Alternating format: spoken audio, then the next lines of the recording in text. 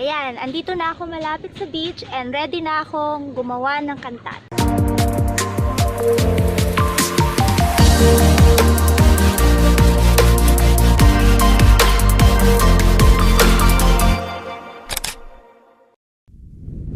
Write a song. And let's see kung tama na mabilis sumulat ng kanta pag scenic ang view.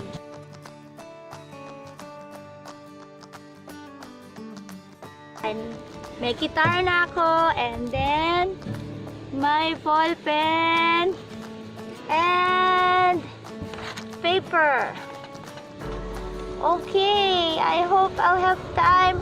Love, can mommy write a song? Ow! Ow! You go to that. There. What's that? Daddy's daddy. Okay. Go to daddy first. Bye-bye! See you later! Okay. Ayan. Habang wala pa yung anak ko.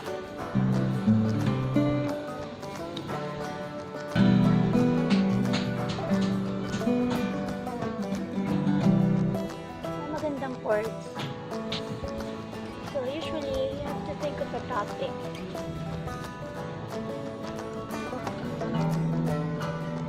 Siyempre, siguraduhin nakatono.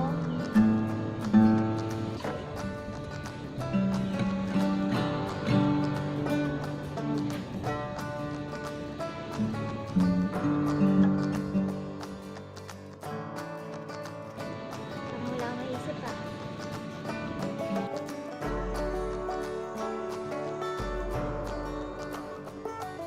Lipat na ako dito sa upuan. Baka meron akong maisip.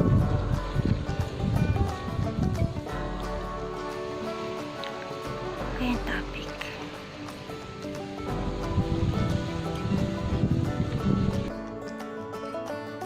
Wala pa rin ako maisip. Lipat kaya ako dun sa hammock. Try kong magsulat ng kanta dito sa hammock.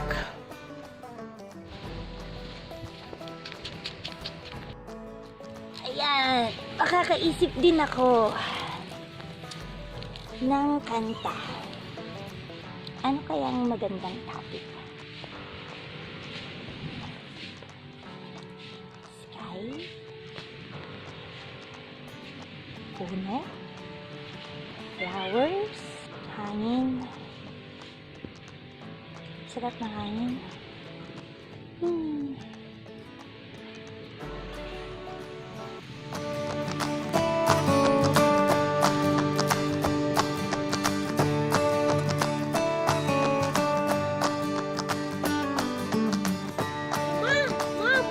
Oh, almost dinner time.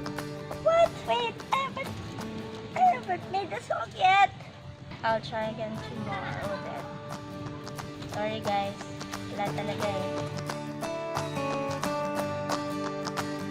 Sorry guys, pero wala talaga akong maisip na idea for a song, kaya hindi ko na siya pinilit.